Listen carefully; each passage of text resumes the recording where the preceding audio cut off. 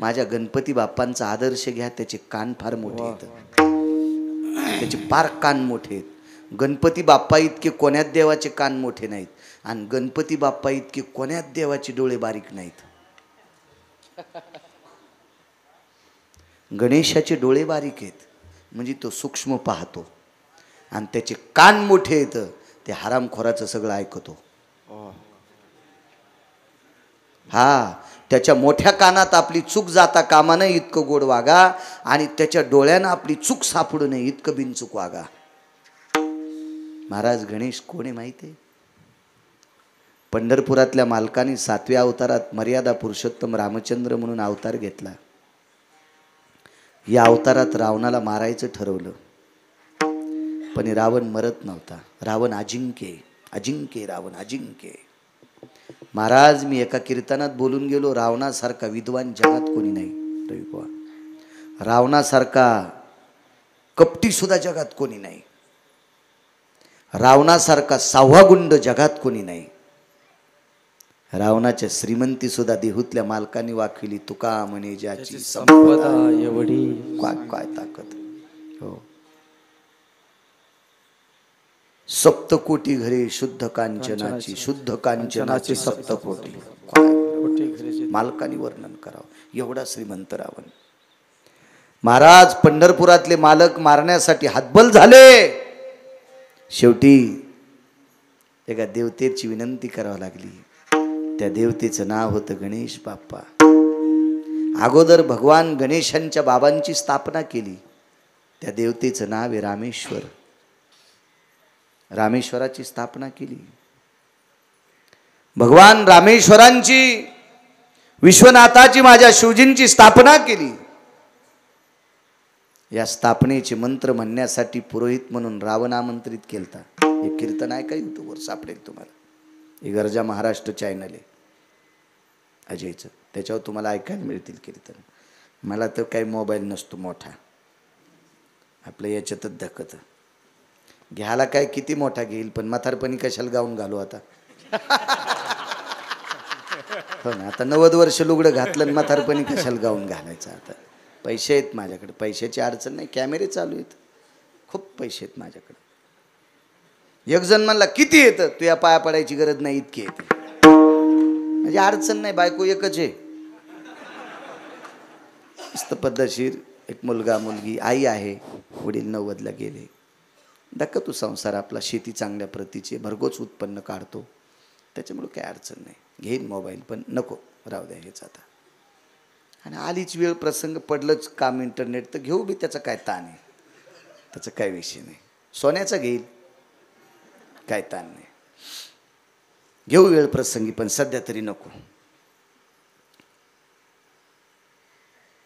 भगवान गणेशांच्या बाबाची स्थापना केली समुद्राच्या तीरावर. रावण मारण्यासाठी लंकेत आले, मरत नव्हता. भगवान गणेशाची आराधना केली. भगवान गणेश आले. काय प्रभू, अरे बेटा मरत नाही, काय प्रकारे, काय काय काय. एक काम करावं लागतं प्रभू. रावणाला सर्व ग्रह अनुकूल आहेत, आणि सर्व ग्रह ज्याला अनुकूल आहेत त्याला जगातली कुठलीच शक्ती प्रतिकूल होऊ शकत नाही.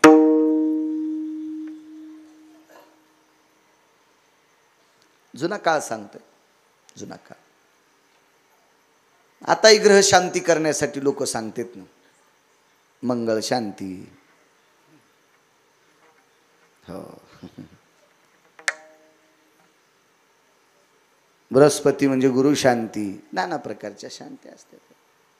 ज्यानं सांगितली त्याच्या घरात कायमची अशांती. हो, म्हणून मी नेहमी सांगत असतो, आमच्या पाया पडण्यापेक्षा मायबापाच्या पाया पडत जा, देव तुमचं कल्याण करील. तुका म्हणे पितृ आशीर्वाद देती, कल्याण वेच्छिते तया गोळा. आपले पितृदेव आशीर्वाद देतात. हे 2 मिनिटं थांबा, काय प्रसाद आहे का तो? 2 मिनिटं थांबा ना, मी वेळ देतो तुम्हाला. थांबा 2 मिनिटं, थांबा थांबा थांबा, खाली बसा बसा बसा, तिथंच बसा जागे. देतो ना वेळ, देतो मी, देतो.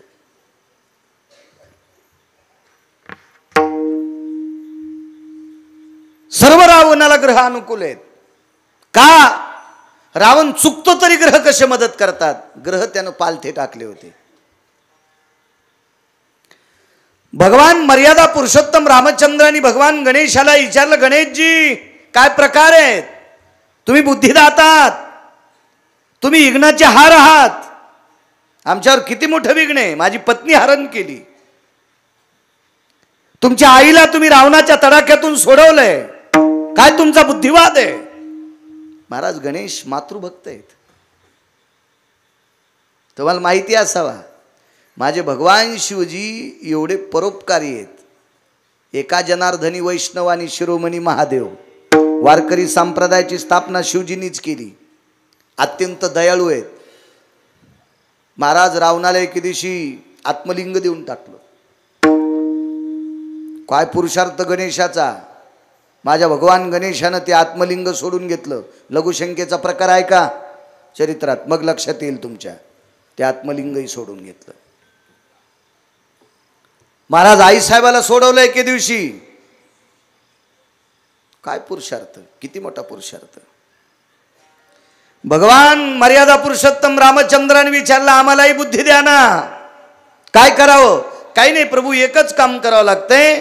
राजा रावणाच्या सिंहासनाच्या पायरीला प्रत्येक ग्रह पालथाय आणि रावण ग्रहाच्या पाठीवर पाय देऊन सिंहासनावर जातो. म्हणून सर्व ग्रह काहीच करत नाहीत, अनुकूल आहेत. एकही ग्रह प्रतिकूल नाही.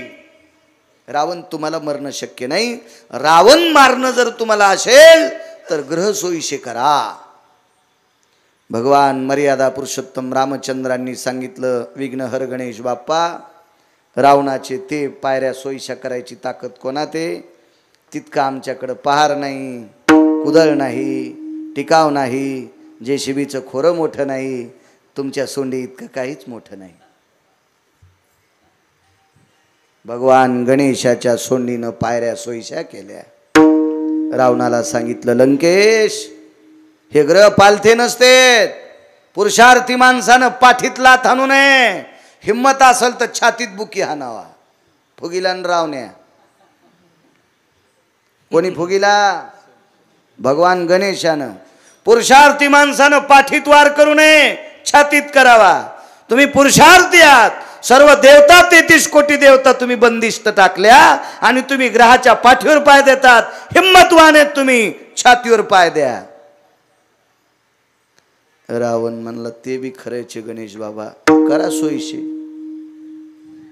शनिदेव खालून म्हणले, बाप्पा मला फक्त सोयीचं करा, 5 मिनिटात याचं सगळं चुंगाडवा फुकून देतो. आणि भगवान गणेशाने 9 ग्रहापैकी 1 नंबरचे ग्रह सोयीशे केले. त्या ग्रहाचं नाव आहे शनिदेव. नीलांजनम समाभासम रविपुत्र यमाग्रजम छाया मार्तंड संभूतम तन्नमामि शनीश्वरम. शनिदेव सोयीशे, बृहस्पती महाराज सोयीशे, मंगळ महाराज सोयीशे, राहू केतू सोयीशे, सगळे सोयीशे झाले आणि रावणाची उलटी मोजणी सुरू झाली.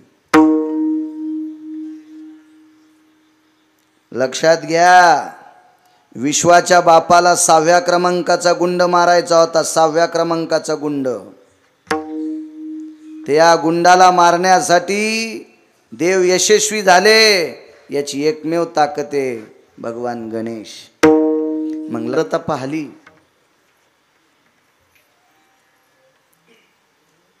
ते एखाद्या वारकऱ्याच्या पुढे नतमस्तक व्हायचे. माऊली महावैष्णवांची नम्रता पाहली ज्ञानोबारायांची. धरणे करायला नमस्कार केला. तुकोबारायकडे पाठीला धरणे करी. त्या धरणे करायला तुकोबारायांनी सुद्धा नमस्कार केला. महाराज किती मोठी लोक आहेत ते. ज्ञानियांचे राजे ज्ञानोबाराय. तुकोबारायचा जर अधिकार पाहला तर यमाच्या डोक्यावर पाय द्यायची ताकद आहे. जगा काळ खाय माथा दिला पाय. नुसता पाय नाही, तुकाराम तुकाराम घेता कापे. काय ताकद आहे महाराज. आपल्याकडे एखादा सर्वसामान्य जरासा श्रीमंत आला की माणसं म्हणतात लगेच फोटो काढणार की टेटस होणार. आमच्याकडे साहेब आलते. अरे ह्यो साहेब कोण्या दिवशी फुकायचा त्याच्या हातात. हा विश्वाचा साहेब तुकोबरायकडे मनाने यायचा. पाहुणे घराचे आले आले ऋषिकेशी, काय करू उपचार कोप मोडके जर्जर. एवढी मोठी व्याप्ती महाराज, तरी पण वारकऱ्यांच्या पुढे नतमस्तक व्हायचे. मस्तक माझा पायावरी या वारकरी संतांच्या. काय नम्रता. संता लोटांगणे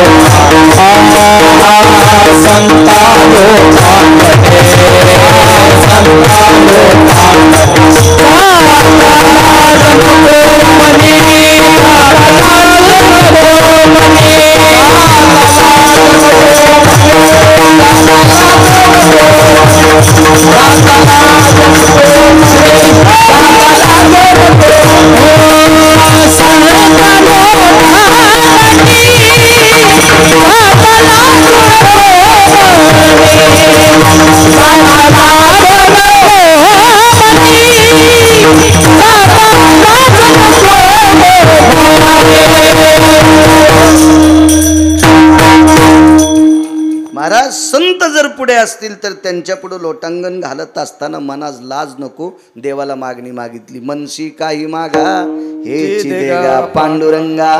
देवा मला काही देत असतील तर एकच दे. संत दिसल्याच्या नंतर त्यांना लोटांगण घालत असताना, त्यांच्या पायावर डोकं ठेवत असताना मला लाज देऊ नको, मला शरम देऊ नको. काय मोठं ब्रीद आहे महाराज. पंढरीच्या लोकांना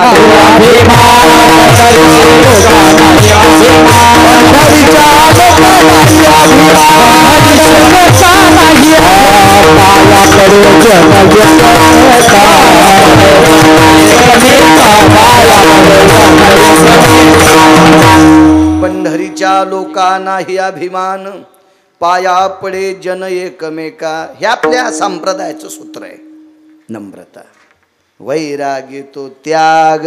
कशाला म्हणायचं त्याग? काय त्याग म्हणजे? आपण नुसत्या कोरड्या त्यागाच्या गप्पा आणतो. या पुळकट गप्पांना विश्वाचा मालक जिंकता येत नाही. त्याच्यासाठी त्या अवस्थेतला त्याग पाहिजे, त्या योग्यतेचा त्याग पाहिजे. भगवान गणेशांचे बाबा भगवान शिवशंकर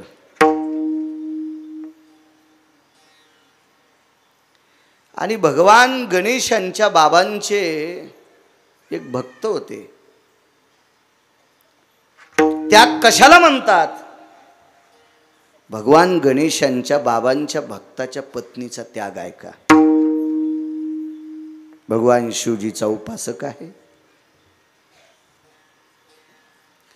नित्यनेम होता रोज भगवान शिवजीला चिताभस्म समर्पित करायचं. चिताभस्म म्हणजे माणूस मेल्याच्या नंतर त्याला मशानात नेऊन जाळतात, त्याला अंत्यविधी म्हणतो आपण. आणि माणूस जाळल्याच्या नंतर त्याच्या शरीराची जी राख असती हिला चिताभस्म म्हणतात. आणि ते शिवजीला समर्पित करायचं असते, पुण्य लागतं. पण आपण नाही करायचं बरं. ते तुमचं काय झालंय, मेंढरायवानी झालंय. आमच्या एखाद्या महाराजांना सांगावून यायनं ते करावं. शेळ्या मेंढ्यासारखं वागं जाऊ नका. कारण त्या सांगणाऱ्यालाही डोकं नसते. आपण कोणाला सांगावा, कसं सांगावा, काय सांगावा, त्याचाच आकलीचा कांदा अजून सुपीक झालेला नसतो. भगवान शिवजीला चिताभस्म समर्पित केल्याच्या नंतर फार मोठं पुण्य आहे. पण ते कोणी करायचं, का करायचं, कशा करता करायचं, त्याचे नियम काय, त्याच्या साधना काय, त्याच्या धारणा काय, हे पाठीमागचं बघत जा. सुज्ञ डॉक्टरकडे गेल्याच्या नंतर वैद्यकीय क्षेत्रामध्ये अग्रगण्य आणि नाविन्यपूर्ण अशा विद्वान वैद्याकडे गेल्याच्या नंतर तो तुमच्या आजाराचं निदान करून तुम्हाला औषध गोळ्या देतो. पण औषध गोळ्या देत असताना खाली लिहित असतो, हे पथ्य पाळा. सर्दी झाली केळी खाऊ नका, सर्दी झाली कानाला रुमाल बांधा, सर्दी झाली लोणचं खाऊ नका, सर्दी झाली आंबट खाऊ नका, सर्दी झाली दही ताक घेऊ नका. हे पथ्य लिहित असतो. तसं त्याच्या पाठीमागं फारसं मोठं पथ्य. त्या नादातच पडू नका. विठाला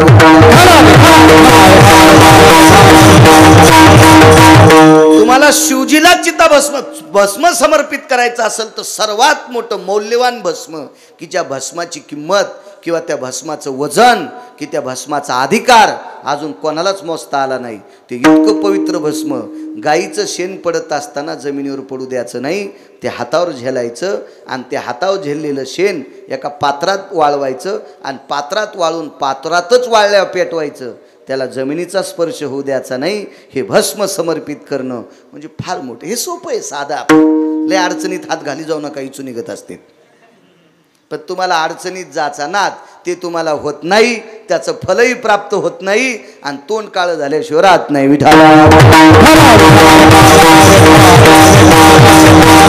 त्यापेक्षा सगळ्या भस्माचं, सगळ्या बेलाचं, सगळ्या मंजुळाचं पुण्य प्राप्त होतंय. मंजुळानं पप्याच्या बापाच्या पाया पडावा.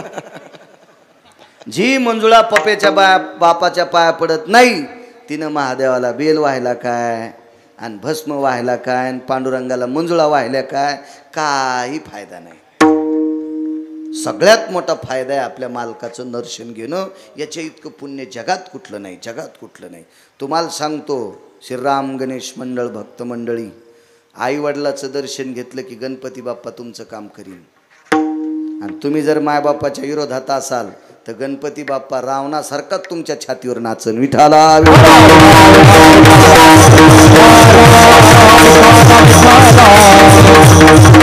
नाटक करूच नका. देवाला नाटक चालतच नाही. येथे नाही खोटा चालत परिहार. आपल्या संप्रदायात डेकोरेशन चालत नाही, नाटक चालत नाही.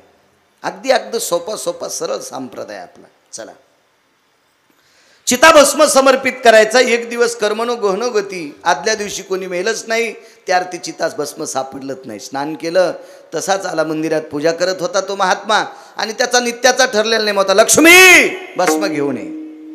त्याग सांगतोय, त्याग. नम्रता पाहिली तुम्ही. शांतीब्रह्म एकनाथ महाराज किती नम्र स्वभावाचे. माझ्या आळंदीतले मालक किती नम्र, माझ्या देहूतले मालक किती नम्र, नामदेवराय किती नम्र, चोखोबाराय किती नम्र, सावताबाबा किती नम्र, शेना महाराज किती नम्र, गोरोबा काका किती लिनता त्यांच्याकडे. महाराज एवढी लिनता या लोकांकडे होती म्हणून विश्वाचा बाप यांनी जिंकला नाही. विश्वाच्या बापाला प्रसिद्ध करण्याचं कामच यांच्या हातात होतं. हो, कारण देवाला आकुळीची हे कुळदेवी केली ठावी, आमुची आभावे तुझं देव पण हे कावी सरून. एवढा अधिकार. इतकी लवचिक स्वभावाची माणसं, इतकी सात्विक स्वभावाची, इतकी अधिकारी स्वभावाची माणसं. चला, त्याग ऐका. आवाज दिला, लक्ष्मी भस्म घेऊन ये. एक दोन आवाज पडले. बाईच्या लक्षात आलं नित्य ठरलेल्या पात्रामध्ये भस्म नाही, आपण घेऊन काय जावं. आणि तिसरा आवाज ऐकला, लक्ष्मी भस्म घेऊन ये. बाईने विचार केला, मालकानं तीनदा आवाज देऊनही जर आपण त्या व्यक्तीचं काम करत नाही तर आपण पत्नी म्हणून घ्यायच्या काय लायकीचा.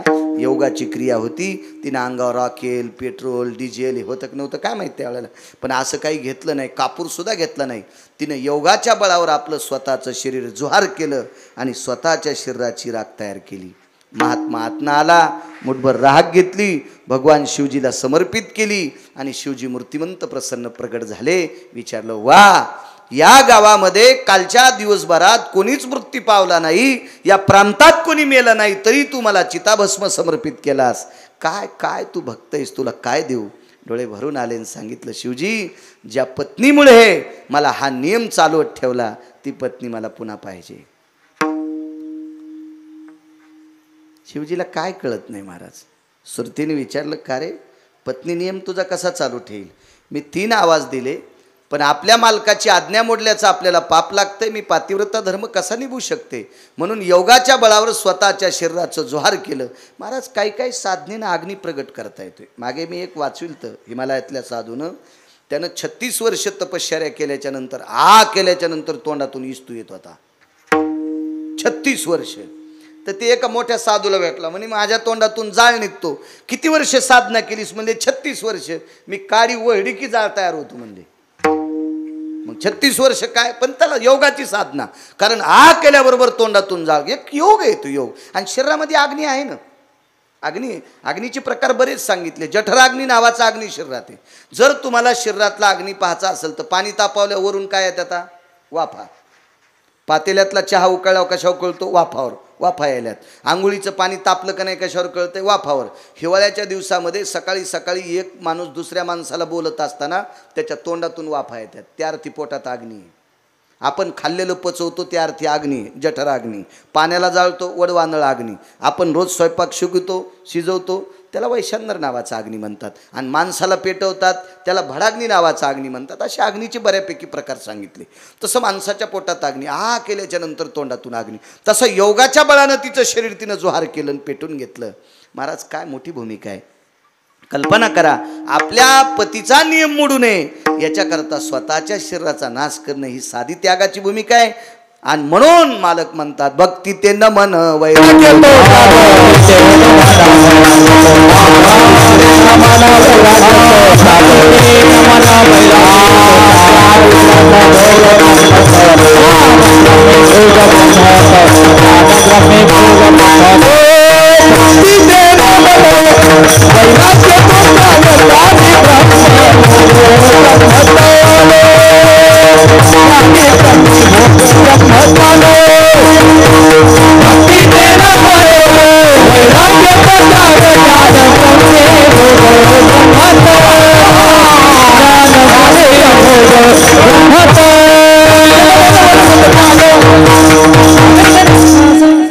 काय त्याग असेल महाराज.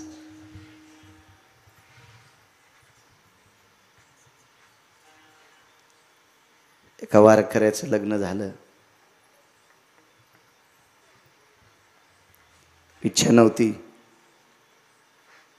पण लग्न करून दिलं घरच्या लोकांनी.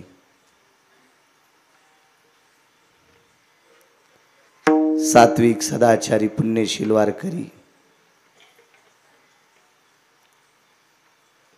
लग्न आटोपलं, देवधर्म झाला.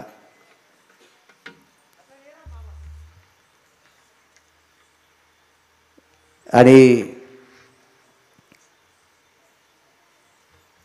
पत्नीचं सानिध्य लाभलं. दिवस पहिला आहे. घराचं दार आतून बंद केलं. सासऱ्यानं दिलेला पलंग आहे, त्या पलंगावर गादी आहे. घरात मिनमिनता दिवा आहे. दोघं पती पत्नी त्या घरात आहेत. लग्न झाल्याच्या नंतर पत्नीची पहिली भेट आहे. आणि तोंडातून शब्द आवाजाऊ पडला, घरातल्या लोकांच्या इच्छेनुसार मी लग्न केलं, पण मला या खेळात पडण्याची इच्छा नाही. तो संसाराचा खेळ आहे, फलकट तो संसार. मला याच्यात पडण्याची इच्छा नाही.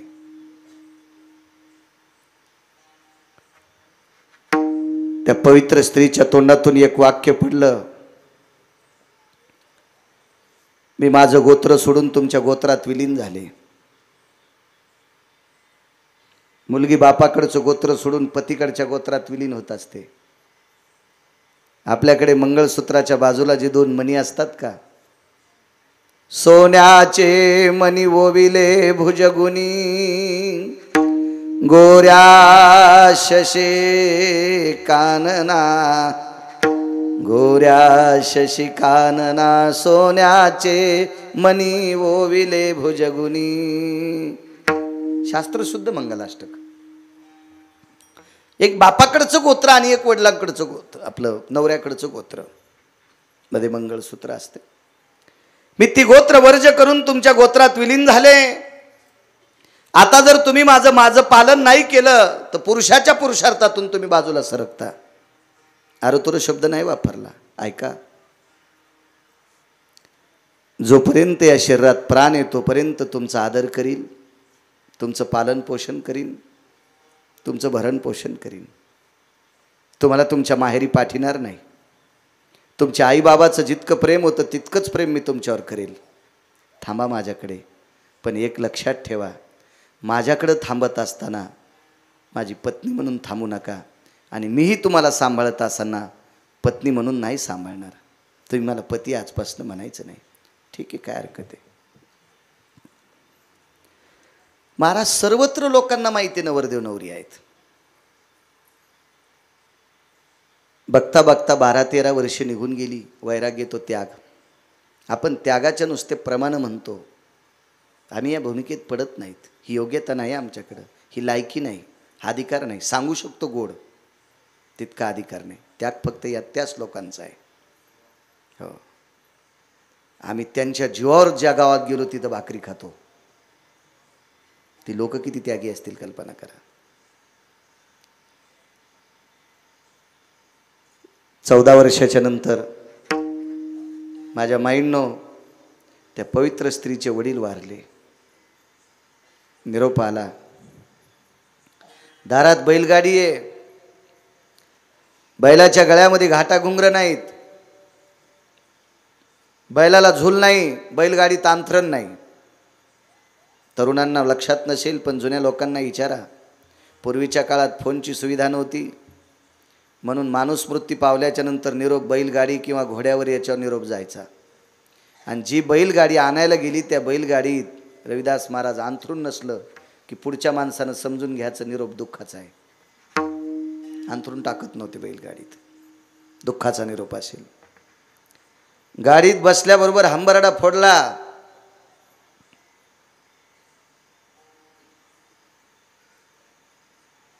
ज्याच्याशी पाणी ग्रहण केलं ती व्यक्ती बाहेर आली आणि विचारलं, गाडी नेण्याकरता का आली? तुमचे बाबा वारलेत, तुमचे वडील वारलेत. बैलगाडी माहेरी आली, वडिलांना पाहिलं, अंतःकरणाचा बांध फुटला.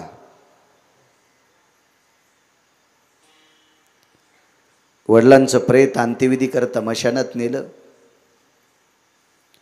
मशानातून पेटून माणसं घरी आली. सगळ्याच्या आंघोळी झाल्या, कडूघास काढला गेला.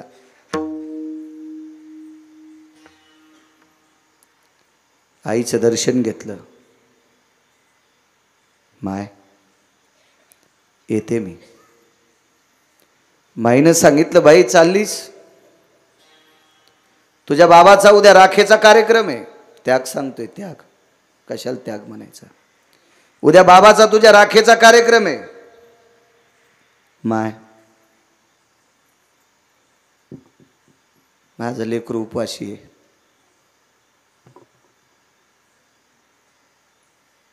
आई संभ्रमात पडली.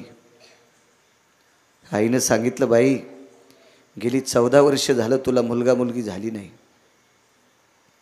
तुझ्या बाबाची इच्छा होती माझ्या मुलीला मुलगा किंवा मुलगी व्हावा आणि ती मी पाहून मरावा, पण तुझ्या बाबाची इच्छा मातीत गेली. बाई तुला मुलगा झाला नाही, मुलगी झाली नाही, ते मृत्यू पावले, मुलगा कोणाला म्हणतीस?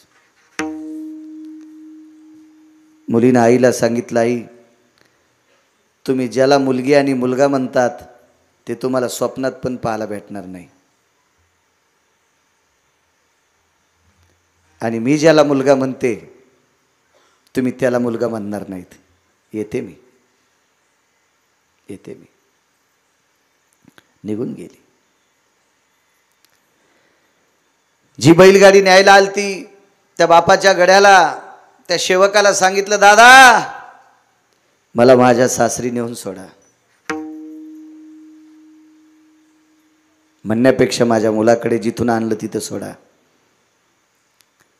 रात्र प्रवासात गेली. पहाटेच्या प्रहरी सकाळी आतमध्ये ज्ञानेश्वरी गाथा वाचित बसलेले महात्मा, त्यांचं नाव होतं श्री गुरु साहेबराव महाराज. आणि बाहेर बैलाच्या गाडीच्या चाकाचा आवाज आला. नुकतीच गाथा आणि ज्ञानेश्वरीचं वाचन झालेलं होतं. वस्त्र बांधत होती, तशीच बाहेर तुळशीला पाणी घालण्यासाठी आले. तोपर्यंत पाहतात तर बैलगाडीमध्ये परत आल्या. हातात पाण्याचा तांब्या तुळशीला घालत असताना तसाच हातात ठेवताना वाक्य तोंडातून पडलं, माय आलात, माय आलात. रविवा बायकोला माय शब्द वापरलाय. माय आले म्हणले. माय तुमचे बाबा वारलेत, वडील वारलेत, तुम्ही अंत्यविधी करून आलात, अंतिम दर्शन घेऊन आलात, पण राखेचा कार्यक्रम राहिला. तोंडातून वाक्य पडलं, लेकराला उपाशी ठेवून बापाची राख सावडणं मला नाही आवडत. कोण तुमचं लेकरू? तुम्हाला लेकरू कुठं झालंय? तुळशी वृंदावनाच्या समोर तोंडातून वाक्य पडलं, दोघाचं पाणीग्रहण झालं, दोघाचा अंतरपट सुटला. त्या दिवशी तुम्ही आणि मी पती पत्नी होतो, पण पहिल्या रात्री तुमच्या तोंडातून शब्द पडला माय.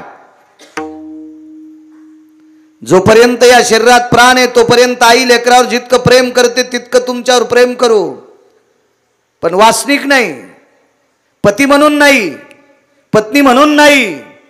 मरेपर्यंत बायकोला माय म्हणील.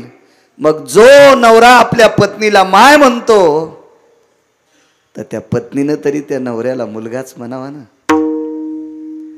मग या मुलाला उपाशी ठेवून माय तिथं राहील कशी? सामान्य त्याग आहे का महाराजा? श्री गुरु साहेबराव महाराज ढेकळे वैकुंठवासी ज्ञानसूर्य, महाराष्ट्रातले ज्ञानसूर्य. ज्ञानोबारायाच्या नंतर ज्ञानाचा प्रकाश कोण असेल तर श्री गुरु रंगनाथ गुरुजी परभणीकर. आणि अशा परभणीकरांचं शिष्यत्व निभवून अक्षदा पडल्याच्या नंतर पत्नीला माय म्हणावा आणि त्याही पत्नीनं मरेपर्यंत पतीला मुलगा म्हणावा, हे सामान्य त्याग आहे. आणि इतका त्याग ज्याच्याकडे असतो त्याला वैराग्य म्हणतात. म्हणून पहिलं कडवं भक्ती ते नमो वैराग्य तो त्याग ज्ञानी ज्ञानी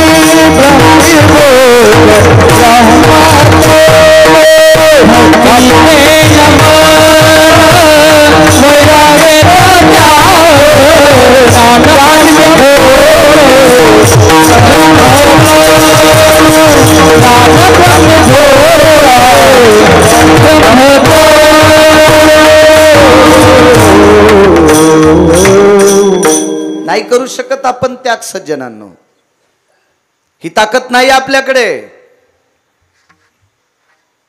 आपल्या अंतकरणात तेवढ्या टोकाचं मेमरी कार्ड नाहीये म्हणून आपण या पदावर येऊ शकत नाही. याला म्हणायचं वैराग्य, तो त्याग. साधू जीव घालण्यासाठी चोरी केली,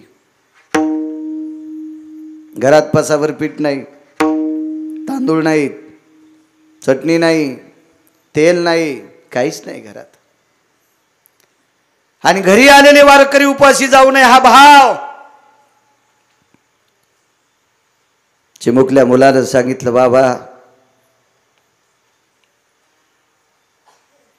अधर्म करू नये, चौर्य कर्म करू नये, पण घरातला साधू उपाशी जाऊ नये याच्याकरता आपण एवढा एवढा सिधा एका दुकानदाराचा चोरू. दुकानदार दुकानात झोपलेला आहे. पाठीमागनं भिंत फोडली, हातामध्ये पहारे, लोखंडी सळ्यात. त्या साह्याने दगडाला तटी देऊ ते दगड काढून घेतली. स्वतःचं शरीर जाईल असं छिद्र केलं आणि त्या छिद्रातून एकुलता एक एका निष्ठावंत वारकऱ्याचा मुलगा आतमध्ये गेला. त्याग सांगतोय, त्याग. आतमध्ये प्रवेश केल्याच्या नंतर दुकानदाराच्या पैशाला हात नाही लावला.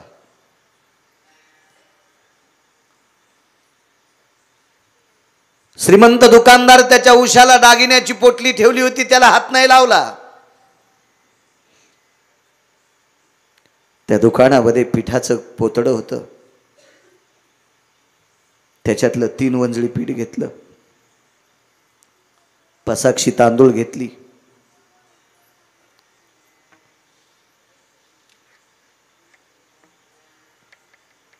थोडीशी डाळ घेतली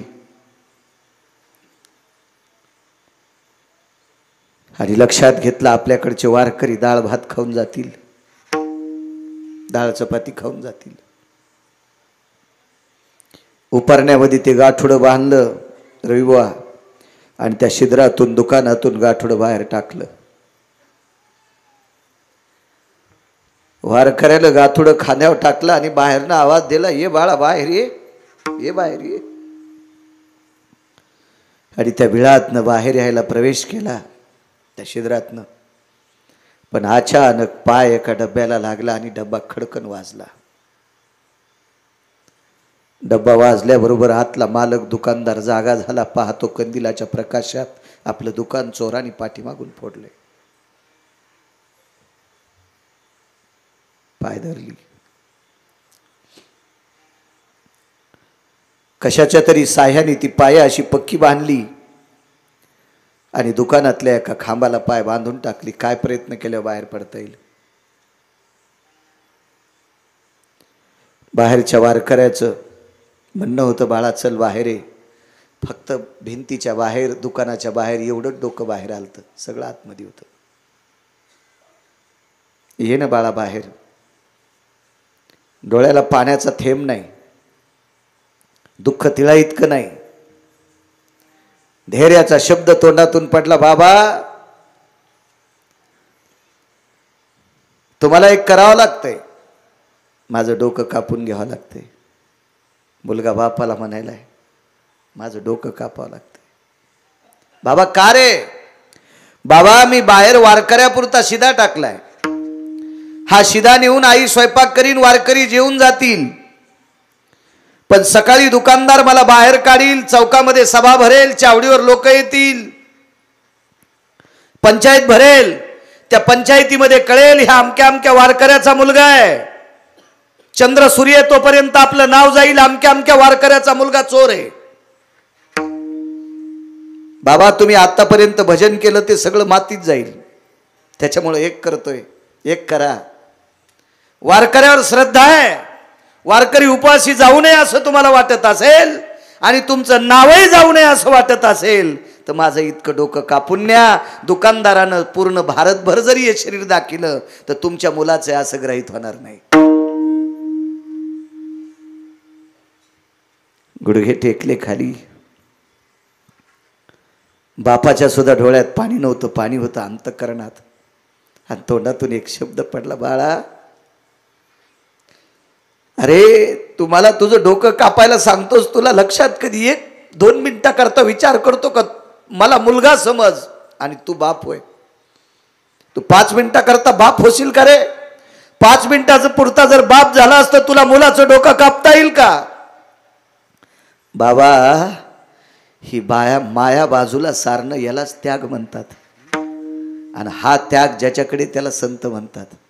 तुमचं एक वाक्य, संताची पायी खर्चावे शरीर, सांगतसे कबीर कमालाशी. बाबा तुमचं वाक्य, वेळ प्रसंगी संतासाठी आपलं शरीर खर्चावा. संताची पायी खर्चावे शरीर, सांगतसे कबीर कमालाशी.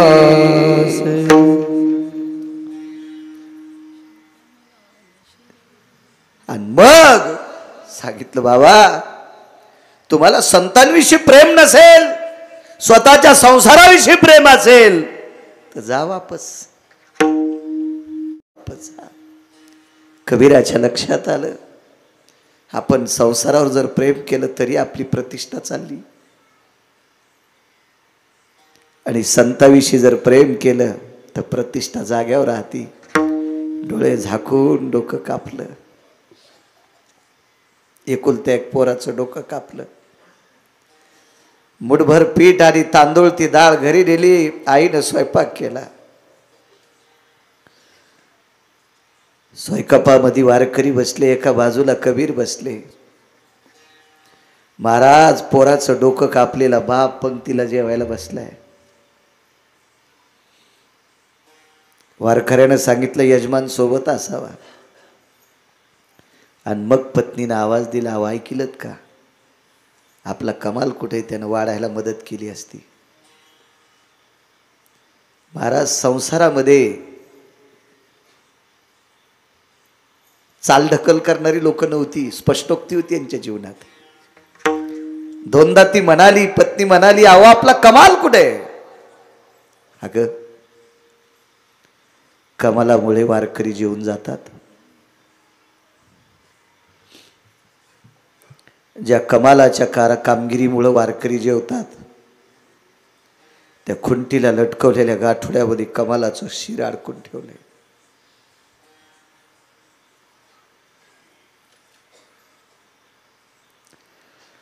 त्या आईला गाठोड्याकडे बघितलं. अगोदर रक्त येत नव्हतं त्याच्यातून, पण एका माईनं वात्सल्याच्या दृष्टीनं त्या गाठोड्याकडे बघितल्याबरोबर कपडा लालबुंद झाला आणि कापलेल्या डोळ्यातून पाणी येत होतं. ते डोळ्यातलं पाणी आईला सांगत होतं, आई दुःखावर तू जर शोक केला तर वारकरी विचारतील का रडते, आणि हा सगळा पुरुषार्थ कळाला तर वारकरी उपाशी जातील. जिने 9 महिने पोटात ठेवलेलं बाळ कापलेलं डोकं पाहिलं तरी वारकऱ्याला स्वयंपाक वाढला. दुकानदार बुद्धिवादी होता. त्या दुकानदारानं डोकं कापलेलं शिर सुळावर दिलंय. शिर चुकून बोललो, शरीर सुळावर दिलं. महाराज ज्याचं डोकं कापलंय त्याला सुळावर द्यायची गरज नाही तरी दिलंय. वारकऱ्याला जेवू घातलं. नेमकं ज्या रस्त्यानं वारकरी जातात त्या रस्त्यातच ते शरीर सुळावर दिलेलं आहे.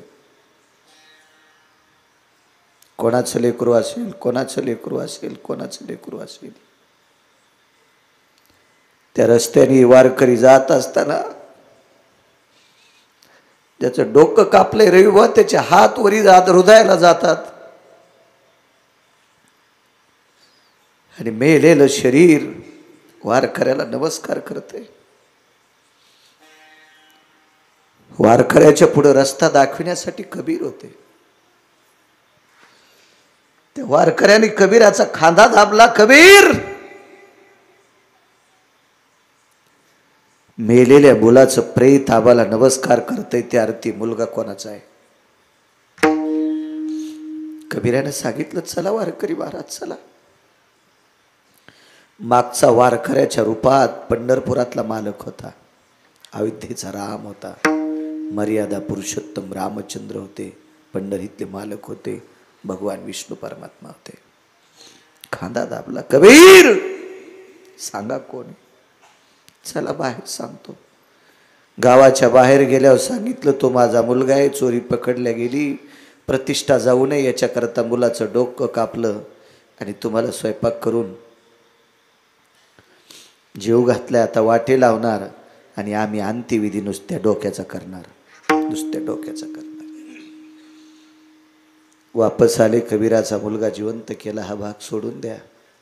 सामान्य त्याग आहे का हो महाराज? हा त्याग ऐकल्याच्या नंतर आपल्या महाराष्ट्रात, तो मराठवाडा असेल, तो विदर्भ असेल, तो खानदेश असेल, तो पश्चिम महाराष्ट्र असेल, 6000पेक्षा रविवार जास्त गाव पाहिली. हे वाक्य सांगत असताना काही हरामखोरायच्या, काही बुजदिलांच्या, काही भडव्यांच्या चेहऱ्याकडे बघितल्यानंतर लाज वाटती. ज्यांना मायबाप जगिता येत नाहीत ते स्वतःचं पोरग कापून वारकऱ्याला काय जगू शकते? सामान्य त्याग आहे का महाराज? आणि हा त्याग ज्याच्या जीवनात ते त्याला वैराग्य म्हणतात. भक्ती ते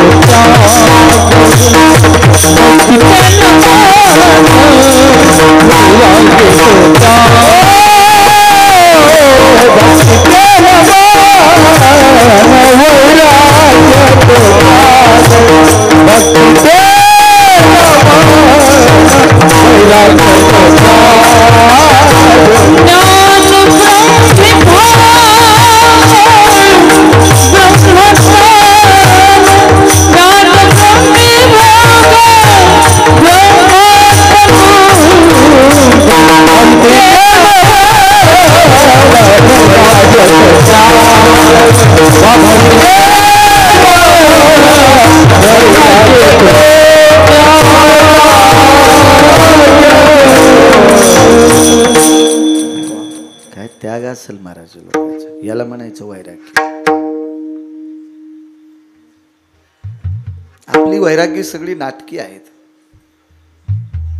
सगळी नाटकी वैराग्य. धुणं धुण्यासाठी एक माऊली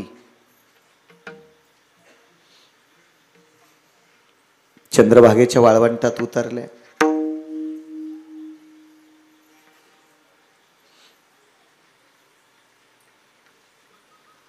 दगड मांडला, धुणं धुत होत्या. पण धुणं धुता असताना एका श्रीमंत घरची स्त्री आली.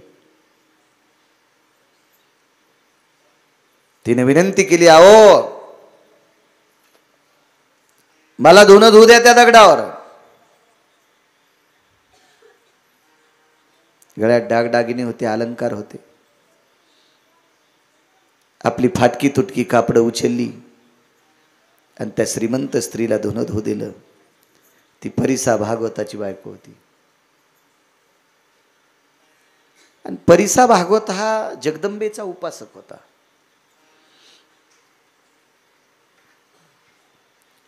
मा भवानी माता जगदंबा माता त्याच्यावर प्रसन्न झाली आणि त्याला परीस देलता. आणि त्या परिसामुळे तो श्रीमंत होत होत गेला. महाराज एका सात्विक सदाचारी पुण्यशील एका वारकऱ्याची पत्नी, त्या स्त्रीचं नाव आहे राजाई.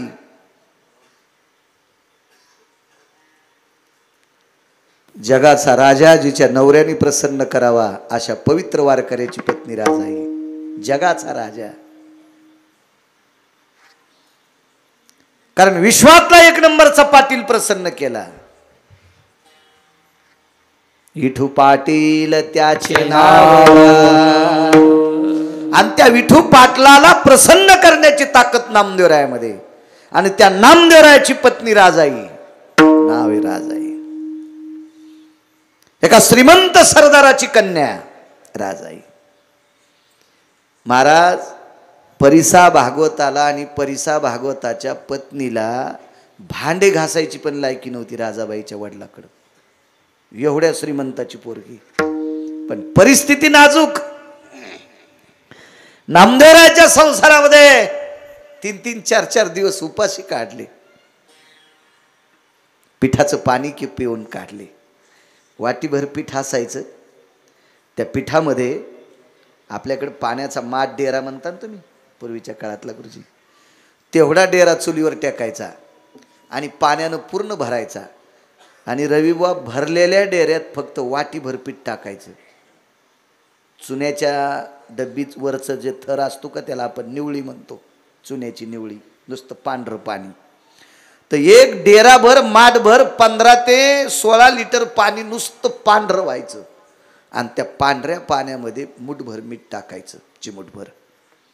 आणि ते उकळून घरातल्या 15-14 लोकांना एक एक तांब्या ते पाणी प्यायचं. पिठाचं नुसतं ढवळं पाणी, थोडं थोडं खारट. जिच्या वडिलांकडे सोन्याचा पलंग झोपायला, तेवढ्या श्रीमंताची मुलगी नामदेवरायाच्या प्रपंचात पिठाचं पाणी पिऊन संसार केला. पिठाचं पाणी पिऊन.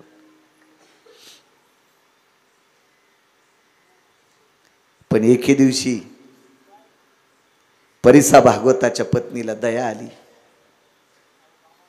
आणि त्या परिसा भागवताच्या पत्नीनं आपल्या नवऱ्याला सांगून मैत्रिणीला परीस दिला. त्याग सांगतोय, त्याग त्याग, परीस दिला, परीस. पण किती भीषण परिस्थिती महाराज. परिसासाठी लोखंड लागते.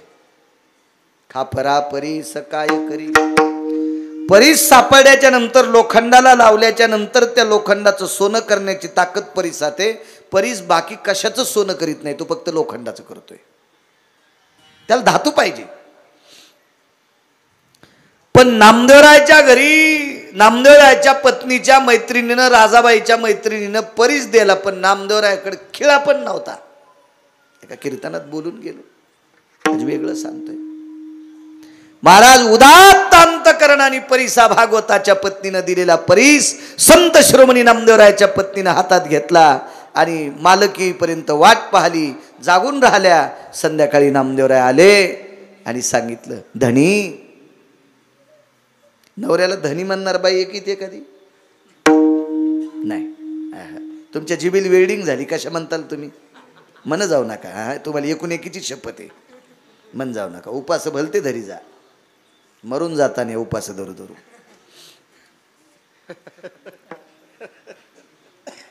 तुम्हाला एक सांगू का, मोठ्यांचं वाक्य सांगतोय, जिच्या कपाळावर कुंकू आहे तिचा सगळ्यात मोठा शिवशंकर तिचा पती आहे.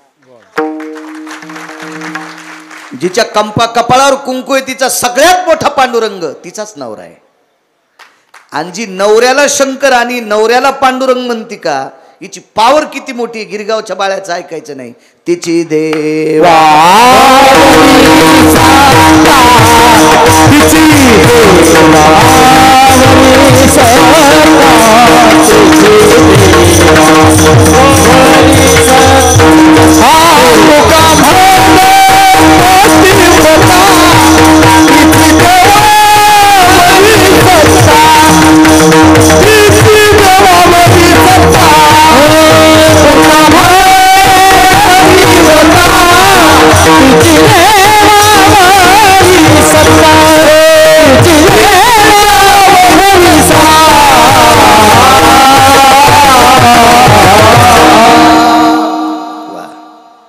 माझ्या माहीनं वाक्य माझं नाही, मालकांचं वाक्य. जिची नवऱ्यावर श्रद्धा आहे का तिच्या ताब्यात देव राहतो, तिच्या ताब्यात. आणि जिची नवऱ्यावर श्रद्धा नाही का तिला चंद्रभागेत पुरलं तरी मोक्ष नाही. जित्त म्हणायलो मी, मेल्यावर नाही, खड्डा करून जित्ती जरी पुरली तरी मोक्ष नाही. ज्याची मायबापावर श्रद्धा नाही त्या हरामखोराला काशीत पुरा, पैठणला पुरा, देहूला पुरा, पंढरपूरला पुरा, आळंदीला पुरा, कुठेही पुरा, त्याचा बुराच जात नाही. त्याच्या अंगाला आलेला तो घाण बुरा आहे का, तो बुरा जातच नाही. महाराज, आई वडील ज्याचे जिवंत आहेत त्याचे पांडुरंग तेच आहेत, त्याचा विठ्ठल, त्याचा भगवान शिवजी तोच आहेत. माय बापे केवळ काशी तुका म्हणे माय बापे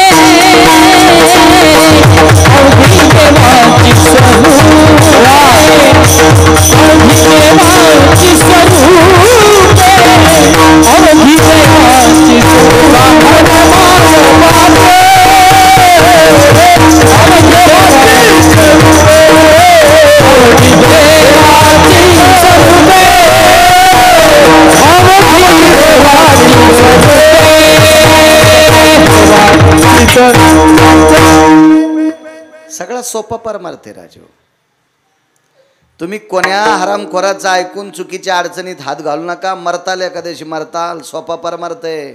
आई वडिलाला देव मानणाऱ्यानं देव उभा केलाय. योगी 28 पुंडलिकरायानं यज्ञ केलाय, मी पुराणात पाहिलं नाही. पुंडलिकरायानं तपश्चर्या केली हेही मला माहित नाही. पुंडलिकरायानं दान धर्म केलाय, परिस्थिती नाजूक आहे. पुंडलिकरायानं एकच केलं, फक्त मायबापाची सेवा. जगाचा बाप इटीवर उभा केला, मायबापाच्या सेवेतली ताकद आहे. माझ्या माईनं आपल्या नवऱ्याची सेवा करणाऱ्यानं सूर्य थांबिला, सूर्य थांबिला, सूर्य सूर्य सूर्य थांबिला. नवऱ्याची सेवा केली एका बाईनं जंगलात जंगलात जंगलात वनवासात सेवा केली. तिच्या पायाचं नख बघितल्याच्या नंतर 60,000 लोक जेवले, दुर्वासाचे शिष्य. तिचे होता दरुशन मिळे पोट भरी अन्न, तिचं नाव द्रौपदी होतं. कितीतरी उदाहरणं तुमच्या पुढे मांडता येतील, पण 1.5-2 तासात मी काय, जमीन 300 एकर बैल 2 किती काऊत आणणार आहे. मर्यादा आहे, मर्यादा आहे, मर्यादा आहे त्याला. सोपा परमार्थ करत जा, अडचणीत नका हात घाली जाऊ. एक सांगू माझ्या माईंनो, ज्या सासू सासऱ्यानं आपल्याला दुष्काळात एक टाइम उपाशी राहून संपत्ती कमवून ठेवली का, त्या सासू सासऱ्याला टायमाला भाकरी देत जा. तुमचे लेकरं मथारपणी तुम्हाला बंगईत झोका देतील. बंगई कळती ना, पाळणा बंगई कळती ना. ज्या सासू सासऱ्यांनी नाना प्रकारच्या खस्ता खाल्ल्या माझ्या माईनो, त्यानं थिगळाचे लुगडे घातले, फाटके धोत्र शिव घातले, पण मजा नाही मारली. म्हणून त्या सासू सासऱ्याला मथारपणी जीव लावा. तुमची लेकरं मोठी होतील, या देशातले हिरे म्हणून चमकतील, मोठ्या मोठ्या अधिकारावर जातील. आणि सासऱ्याची संपत्ती घेऊन तुपात बुडून खातान आणि त्याला वाऱ्यावर सोडतान. तुमचे लेकरं तुम्हाला जिवंत ट्रॅक्टर तुमच्या अंगावर घालतील. तुम्ही याला बी टाळ्याच वाजवायले.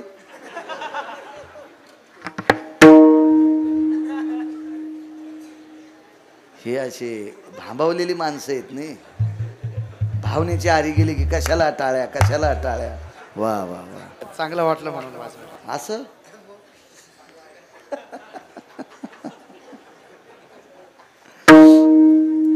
लय सोपं परमार्थ आहे माझ्या माईनो.